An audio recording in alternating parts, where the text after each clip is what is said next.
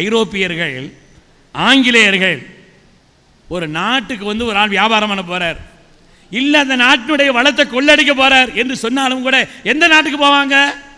எங்கே பொருளாதார வளம் இருக்குது அங்கே தானே போவாங்க. எங்கே பொருளாதாரம் மேம்பட்டு இருக்கிறது அங்கே தானே போவாங்க.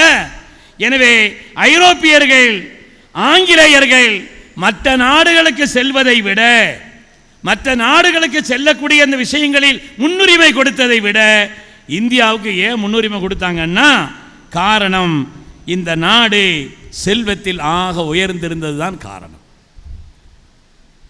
உலகத்திலேயே செல்வாக்கு மிக்க, பொருளாதாரத்தில் வலிமை மிக்க நாடாக இருந்தது. சும்மா கூட்டத்தில் எதையாவது ஒன்று சொல்லிவிட வேண்டியதானே என்பதற்காக சொல்லப்படவில்லை. வரலாற்றின் வைர வரிகள், வரலாற்றின் மிக வல்லமை உள்ளவர்கள் எல்லாம் இதை பற்றி தெளிவான ஆதாரங்களை எழுதியிருக்கிறார்கள்.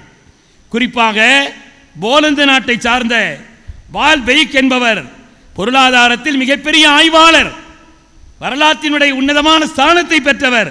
அவர் சொல்கிறார், 1750 உலகத்தின் முதல் தரமான பொருளாதார வல்லரசாக இந்த இந்தியா திகழ்ந்தது என்று சொல்கிறார். வணிகத்திலே, உற்பத்தியிலே, விவசாயத்திலே பிரம்மாண்டமான வளர்ச்சியை நாடு பெற்றிருந்தது என்பதை உலகத்தினுடைய வரலாற்று ஆய்வாளர்கள் சொல்லி காட்டுகிறார். மாணவர்களுக்கு இதுதானே சொல்லணும். நம்ம நாடு பொருளாதாரத்தினுடைய வல்லரசாக திகழ வேண்டும் என்று ஆசைப்படுகிறோம். அப்படி ஒரு காலத்தில் இந்த நாடு இவருடைய ஆட்சியில் இருந்தது என்பதையெல்லாம் சொல்ல வேண்டும். அந்த பிளஸை சொல்லாம, அந்த ஒரு வாய்ப்பை தராமல் அவர்களுக்கு எதிராக வெறுப்புணர்வை புகட்டுவது என்பது எவ்வளவு பெரிய ஆபத்தான விஷயம் என்பதை நாம் எண்ணி பார்க்க வேண்டும்.